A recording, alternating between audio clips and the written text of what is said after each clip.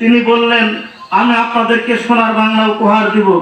উপস্থিত তৌহিদি জনতার কাছে আমি জানতে চাই, তিনি কি সোনার বাংলা উপহার দিতে পেরেছিল? সবাইকে বলতে হবে, পেরেছিল? পারে নাই। কিসের বাংলা উপহার দিয়েছে? চোরের বাংলা উপহার দিয়েছে। তিনি বললেন, মানুষ পায় সোনার খনি, আর আমি শেখ মুজিব আমি পেয়েছি চোরের খনি।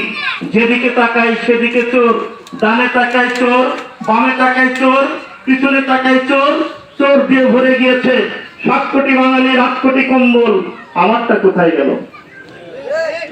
সেই চোরেরা সময়ের ব্যবধানে শেখ হাসিনা ক্ষমতায় আসার পরে 17টি বছর জগদ্দল পাথরের মতো ক্ষমতায় থেকে তারা আজকে লুটেরায় রূপান্তরিত হয়েছে। দেশের সম্পদ, জনগণের সম্পদ, জনগণের অর্থ চুরি করে বিদেশে মাটিতে পাচার তারা করেছে, ঠিক কিনা?